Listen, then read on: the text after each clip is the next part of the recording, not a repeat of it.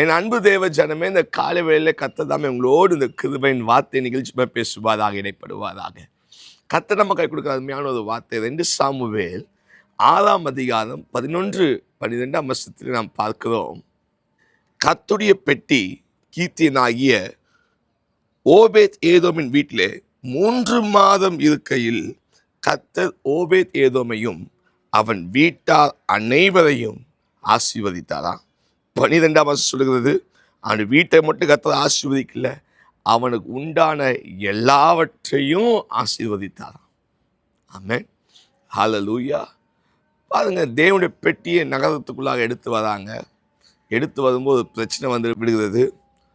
ஊசா அந்த பெட்டியை தொடப்போகதான், கர்த்தர் அடித்தார், அவன் அதே இடத்துல மதிக்கிறான்.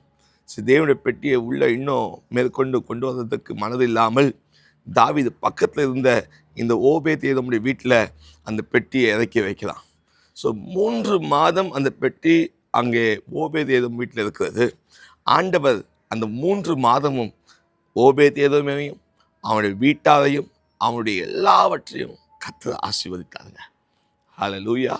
இன்னைக்கு நம்முடைய தொழிலில் இருக்கட்டும், நம்முடைய வேலை விஷயமாக இருக்கட்டும், குடும்பமாக இருக்கட்டும், நம்ம ஒரு காரியத்துக்காக நம்ம தேடிக்கிட்டு இருப்போம்.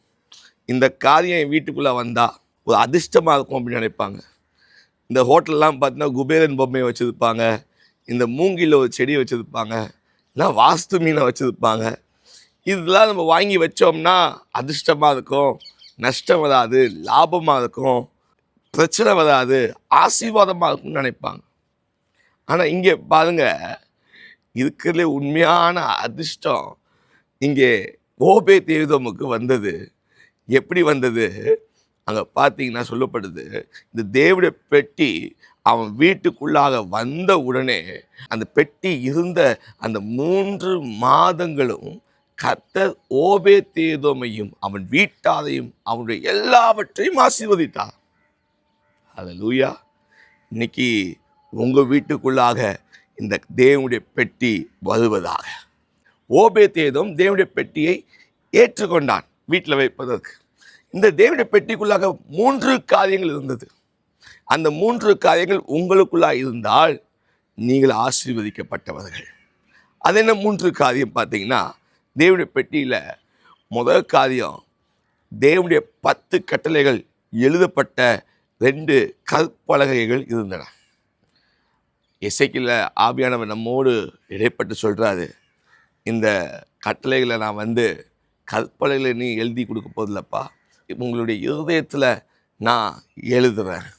ஆமேன். இனி நீங்கள் இந்த கட்டளைகளுக்கு கீழ்ப்படியும்படியாக உங்கள் இருதயத்தில் நான் இந்த கட்டளைகளை எழுதுறேன்.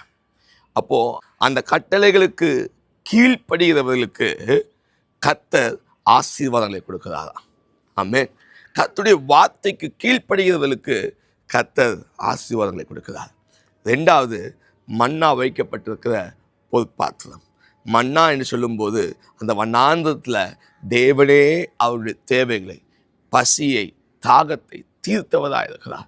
இன்றைக்கு உங்கள் வாழ்க்கையில் மனுஷரை நம்பாதபடிக்கு நான் கர்த்தரை மாத்திரம் சார்ந்திருப்பேன் நீங்கள் சொல்லும்போது அவரே உங்களுடைய எல்லாவற்றையும், எல்லா தேவைகளையும் சந்தித்து ஆசீர்வதிக்கிறதா இருக்கிறார். 3வது, ஆரோனுடைய துளிர்த்த கோல்.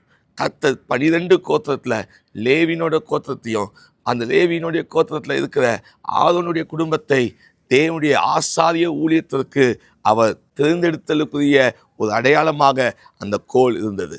இன்னைக்கு உங்கள் வாழ்க்கையில் ஆமென், ஹல்லேலூயா, ஆண்டவர் உங்களோடு பேசுகிறாரு. நான் உன்னை தேர்ந்தெடுத்திருக்கிறேன், நான் உன்னை எனக்கு ஆசாரியர்களாகவும் ராஜாக்களாகவும் நான் உன்னை தேர்ந்தெடுத்துக்கிறேன். அந்த தேர்ந்தெடுத்தலுக்குள்ளாக நான் இருக்கிறேன் நீங்கள் விசுவாசிங்கன்னா, நான் ஆண்டவரால் அழைக்கப்பட்டிருக்கிறேன்னு சொல்லி விசுவாசிங்கன்னா உங்களுக்கு இந்த ஆசீர்வாதம் நிச்சயமாய் வரும். இந்த 3 காரியங்கள். 1, நான் அந்த 10 கட்டளைகளுக்கு கர்த்தருடைய வார்த்தைக்கு நான் கீழ்ப்படிவேன். 2வது, அவரை மட்டும் நான் சார்ந்திருப்பேன். 3வது, நான் இயேசுவினுடைய அழைப்பில் நான் உறுதியாக நின்று பாருங்க, நீங்களே ஆசீர்வதிக்கப்பட்டவர்கள். உங்கள் நிமித்தமாக உங்கள் வீட்டார் ஆசீர்வதிக்கப்பட்டிருப்பார்கள். உங்களுடைய எல்லாவற்றையும் கர்த்தர் ஆசீர்வதிக்கிறவராக இருக்கிறார். கர்த்தர் தாமே உங்களை ஆசீர்வதிப்பதாக. ஆமென்.